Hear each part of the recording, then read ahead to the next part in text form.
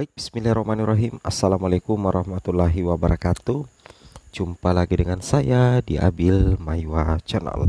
Jadi teman-teman, channel ini merupakan channel pendidikan tempat kita berbagi tentang aplikasi pendidikan, Microsoft Office, serta tips dan triks komputer. Jadi pada video kali ini teman-teman ya, kembali lagi admin akan mencoba mengupdate informasi terbaru seputar perkembangan P3K Guru formasi tahun 2023 terkait dengan dua penentu nasib untuk P2 dan P3 terkait dengan mekanisme P3K Guru 2023 berdasarkan bahan rakor. Nah, tapi sebelum kita lanjut, bagi rekan-rekan guru yang baru pertama kali menemukan channel ini, jangan lupa tekan tombol subscribe-nya dan aktifkan lonceng notifikasinya agar setiap hari Bapak Ibu bisa mendapatkan update informasi terbaru seputar perkembangan P3K Guru. Baik Bapak Ibu, tanpa berlama-lama lagi kita langsung saja to the point ke informasinya. Ya, di sini kami akan membahas terkait dengan seleksi guru ASN P3K Guru tahun 2023 Kementerian Pendidikan, Kebudayaan, Riset dan Teknologi. Kami fokuskan di sini Bapak Ibu guru yang terhormat untuk P2 dan juga untuk pelamar prioritas 3. Baik, langsung saja kita. Nah, pada tahun 2022 yang lalu, ini adalah merupakan mekanisme dan hasil seleksi P3K Guru tahun 2022, yang mana hampir sama dengan yang sekarang P3K 2023 Bapak Ibu. Di tahun 2022 itu ada penempatan bagi pelamar prioritas 1. Kemudian ada seleksi kesesuaian untuk prioritas 2 dan 3. Jadi intinya seperti ini Bapak Ibu ya, untuk seleksi kesesuaian bagi pelamar prioritas 2 dan 3 itu tidak bisa dilakukan lagi. Jadi tidak ada lagi seleksi kesesuaian atau observasi yang dilakukan oleh kepala sekolah ya. Jadi di P3K Guru 2023 nantinya seleksi observasi yang dilakukan oleh kepala sekolah itu ditiadakan, khusus untuk pelamar prioritas 2 dan 3. Jadi yang bakalan menjadi penentu kelulusan Bapak Ibu untuk pelamar prioritas 2 dan pelamar prioritas 3 itu ada dua sebenarnya Bapak Ibu. Yang pertama itu adalah ketersediaan formasi untuk P2 dan P3, dan yang kedua itu adalah hasil seleksi cat yang dilakukan oleh P2 dan P3, karena nantinya observasi yang dilakukan oleh kepala sekolah itu akan berganti dengan seleksi cat ya, sama dengan pelamar umum.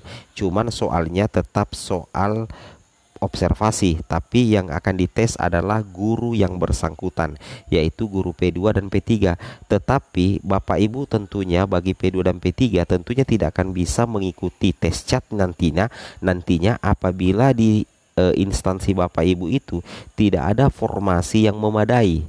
Nah, misalkan ya di daerah A misalkan itu menyediakan formasi 10, sedangkan guru P1-nya itu 10 dan linear semua, maka secara otomatis P1 lah yang akan mengambil semua formasi itu dan tidak ada ketersediaan atau sisa formasi untuk P2 dan P3, karena tahapan penempatan di seleksi P3K Guru 2023 itu mengutamakan P1.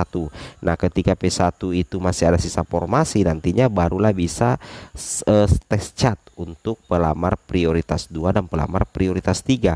Sehingga kami simpulkan bahwa penentu kelulusan bagi P2 dan P3 sebenarnya ada dua.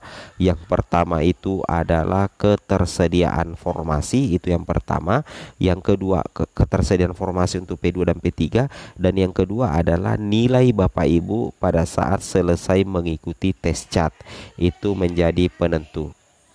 Nah, seperti ini Bapak Ibu ya mekanismenya untuk seleksi P3K Guru tahun 2023. Yang pertama itu adalah penempatan untuk guru PG, kemudian seleksi menggunakan cat. Nah, untuk P2 dan P3 itu sudah masuk dalam kategori tes CHAT ya. Untuk P2 dan P3 itu akan mengikuti tes CHAT. Jadi nantinya akan ada nilai hasil tes CHAT untuk P2 dan P3. Tetapi itu tetap bergantung pada ketersediaan formasi, karena di sini dikatakan yang pertama diprioritaskan adalah penempatan bagi guru yang sudah lulus passing grade. Nah, katanya kalau di sini masih tersedia formasi, barulah bisa dilaksanakan tes CHAT untuk P2 dan P3. Jadi sudah sangat jelas ya bahwasanya penentu kelulusan untuk P2 dan P3 itu ada dua. Yang pertama ketersediaan formasi untuk P2 dan P3 setelah penempatan bagi P1, dan yang kedua adalah nilai Bapak Ibu pada saat mengikuti tes CHAT. Jadi nantinya itu akan ada perankingan nilai untuk P2 dan P3 untuk menentukan kelulusan Bapak Ibu disesuaikan dengan keseimbangan formasi yang masih tersedia, yang memungkinkan untuk penempatan bagi pelamar prioritas 2 dan juga pelamar prioritas 3.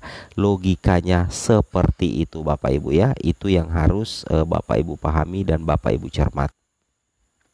Nah, seperti inilah ya untuk P2 dan P3. Ini adalah mekanisme seleksi menggunakan CAT, yang mana nantinya untuk P2 dan P3 betul-betul Bapak Ibu itu berdasarkan nilai juga Bapak Ibu ya, berdasarkan nilai yang didapatkan setelah mengikuti tes CHAT ya. Nah, jadi logikanya seperti itu. Jadi nilai Bapak Ibu itu akan diakumulasi nanti kalau memenuhi persyaratan dan ada formasi yang bisa diisi, maka secara otomatis Bapak Ibu guru itu bisa mendapatkan penempatan.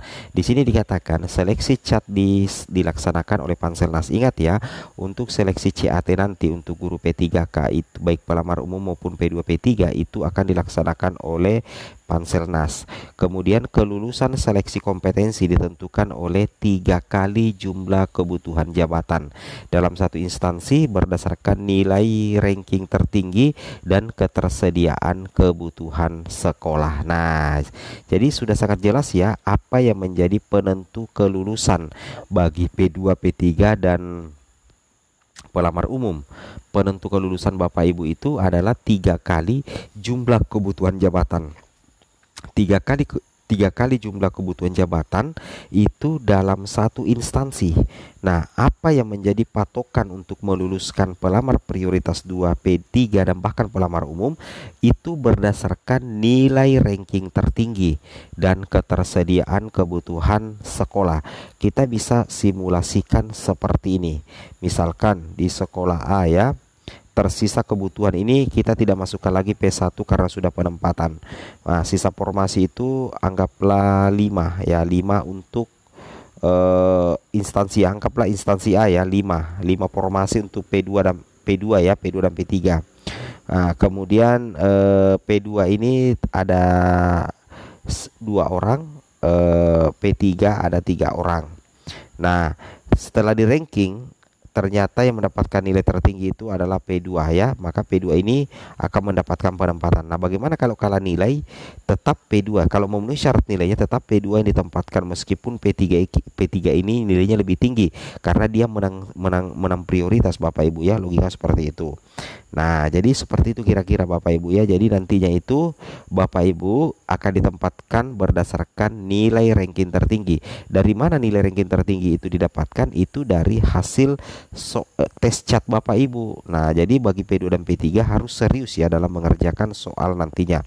Jangan sampai kalah ranking. Dan ingat ya, itu juga berdasarkan ketersediaan kebutuhan di sekolah. Seperti itu kira-kira ya. Semoga bermanfaat. Assalamualaikum warahmatullahi wabarakatuh.